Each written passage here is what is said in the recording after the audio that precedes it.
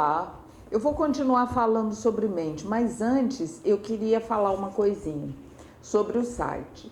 Eu chamei esse site de Melodias de Vida porque a melodia seria o caminho de vida de cada um de nós. Eu sei que isso é uma coisa poética, romântica e tal, mas eu amo música, é uma das coisas que eu mais amo nesse mundo. E o meu objetivo, chamando o site de Melodias de Vida, era homenagear as pessoas e inspirar as pessoas a cuidarem de si mesmas de uma forma cada vez mais profunda e mais efetiva, cuidar das suas próprias mentes, para que cada uma delas possa expressar no mundo, no ambiente, a própria beleza que está no interior delas. O maior objetivo desse site é deixar um material de forma graciosa, de forma gratuita, para que qualquer pessoa que se interessar em usá-la possa fazê-lo, sempre referindo às fontes, como eu busco fazer aqui quando eu falo, colocando as fontes, sedimentando tudo com as fontes das pessoas que fizeram trabalhos e pesquisas e tal. Eu vou colocar no site 2 artigos científicos que eu mesma escrevi na conclusão das minhas 2 pós-graduações em terapia cognitiva comportamental e em programação neurolinguística, e eu queria convidar a vocês, a quem se interessar, a lê-los. Bem, agora vou continuar falando sobre mente. Existe uma coisa chamada percepção. Percepção é o que a gente percebe das coisas, dos objetos. Como eu já disse antes, objeto é qualquer coisa, tudo é objeto. Essas percepções, elas são fruto das informações originárias daquele processamento mental, de como a mente entendeu, processou cada coisa. Sem percepções, a gente simplesmente não conseguiria existir. É de acordo com essas percepções que o nosso corpo se expressa, que o nosso corpo atua. Nossas percepções, elas ficam registradas na memória, em nossa memória.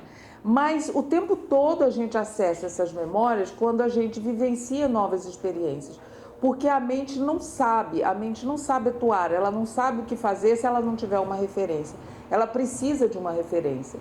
E aí ela usa as próprias experiências anteriores como um modelo para vivenciar as experiências do presente. Mas estas percepções, elas são dinâmicas. O que isso quer dizer? Que elas mudam, que elas se atualizam um pouquinho a cada nova experiência. Mas mesmo quando elas são atualizadas, quando a gente vive novas experiências, as nossas percepções são sempre distorcidas, sempre errôneas, porque elas vêm elas são criadas a partir de informações que estão no nosso padrão inato. E é lá nesse nosso padrão inato que existem crenças rígidas. E essas crenças rígidas faz com que a gente tenha, com que a nossa mente gere informações distorcidas para que elas possam continuar a existir, essas crenças rígidas. Geralmente, a gente não tem consciência dessas crenças rígidas, mas são essas crenças que regem tudo em nós. Assim, a mente individual, aquela que faz com que a gente seja único em expressão, sempre distorce os fatos, ela sempre distorce as coisas. E ela cria uma realidade psíquica individual, que é diferente da realidade dos fatos. Ela faz isso com o objetivo de manter nossas crenças sempre impenetráveis, sempre existindo como são. Mas há 2 detalhes maravilhosos em relação aos seres humanos. O primeiro detalhe é que o organismo humano ele tem uma inteligência própria, que o possibilita a uma autorregulação independente por conta dele mesmo. E é neste ponto que o remédio homeopático personalizado também é maravilhoso, porque ele atua de forma espetacular nestas informações. E ele promove resultados que basta a gente ser capaz de observar e de entender os sinais que o organismo tratado nos oferece. O segundo detalhe maravilhoso é que a mente possui uma parte chamada autoconsciência.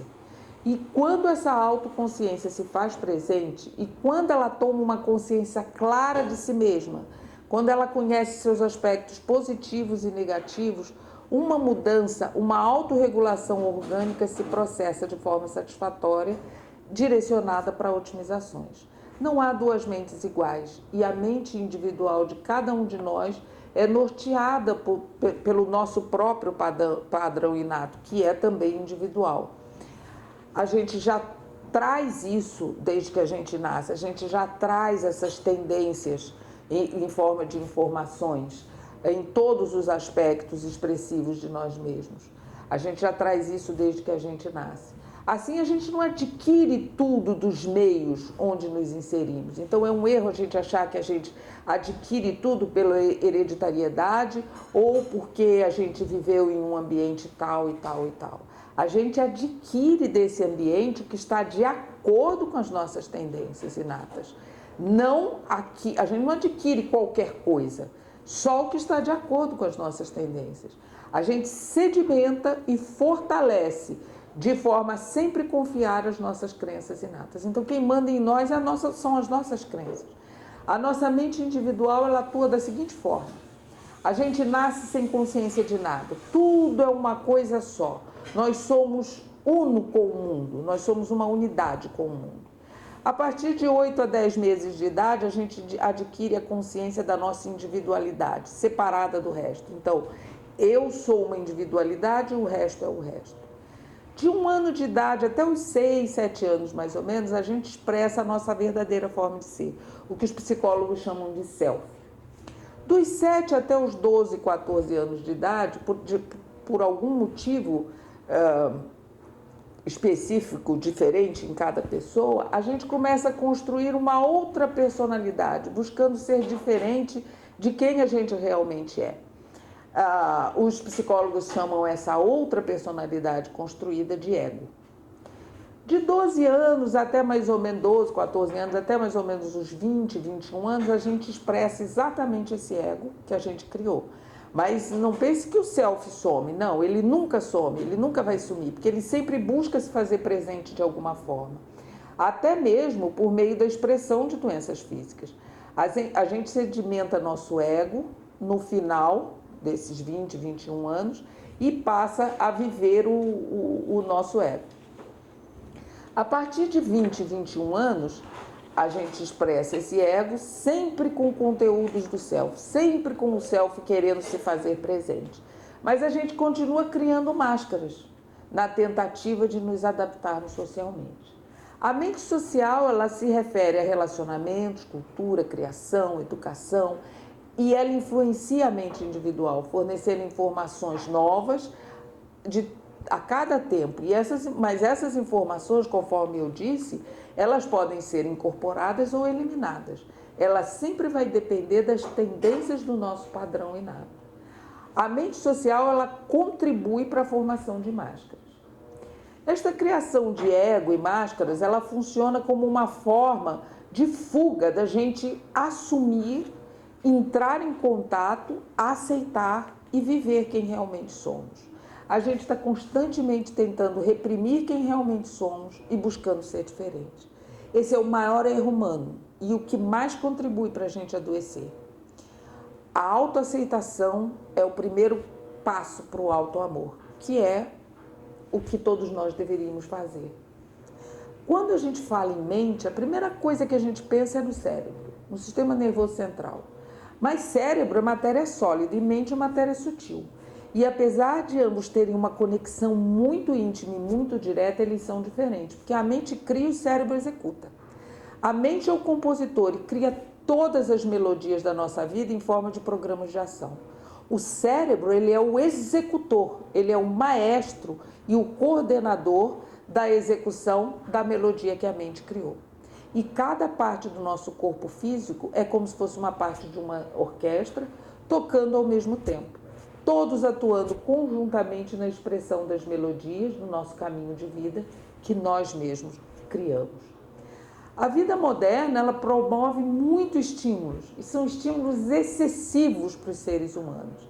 E a mente acaba, muitas vezes, na maior parte das vezes, processando muitas situações como ameaça, como um perigo, e deixa o corpo preparado para uma guerra, para uma luta. Isso acaba ampliando e sedimentando e até mesmo criando muitas doenças. Nesse caso, a área do cérebro que é acessada é a área mais primitiva, uma área mais agressiva. Ela é mais agressiva porque ela se relaciona à sobrevivência, à autopreservação. Aí ela acaba liberando, estimulando a liberação de substâncias internas que faz a gente vivenciar um estado interno de tensão, que mesmo que seja em pequenas proporções, quando ele é mantido de forma crônica, ele condiciona respostas fisiológicas orgânicas importantes e ruins. E essas respostas, ao longo da vida, podem culminar em doenças lesionais irreversíveis. Só para exemplificar, a gente pode citar o seguinte: o trânsito, o ambiente de trabalho, os problemas de relacionamento, o ambiente escolar, a competitividade, problemas de segurança, desemprego, salários injustos, impostos abusivos, tudo mais que essa vida dita moderna nos proporciona. Isso cria um estado de tensão interno que é constante e se ele vai sempre existindo, ele pode acabar por culminar em doenças e em doenças físicas, não só psíquicas. A mente percebe tudo isso como uma ameaça. E é por isso que ela, como uma ameaça à vida daquele organismo, e é por isso que ela gera um estado de tensão interna, na tentativa de se defender, de estar sempre pronta para se defender e autopreservar aquele organismo. E aí ela dispara mecanismo de estresse, que acaba se cronificando, porque é uma demanda muito grande de estímulos enganosos, de estímulos errôneos, de estímulos ruins. O autoconhecimento, mais uma vez o autoconhecimento, ele amplia a autoconsciência. Aquela parte da nossa mente que tem o poder de nos mudar e de mudar o nosso caminho de vida. Por meio de reflexões provenientes de autoanálise, dentro de uma realidade crua dos fatos, não dentro de uma realidade psíquica errônea.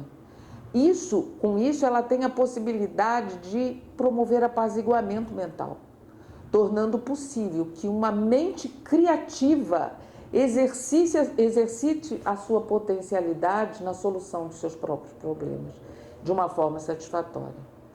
Eu gostaria de deixar aqui nesse vídeo uma mensagem. Uma mente atribulada, estressada, assustada, angustiada, ansiosa, com medo, ela não tem condições de realizar nada de bom, nada satisfatório. Para que a mente possa criar caminhos de vida saudáveis, belos e satisfatórios, ela precisa estar apaziguada, ela precisa estar em paz. Muito obrigada. Até uma próxima vez.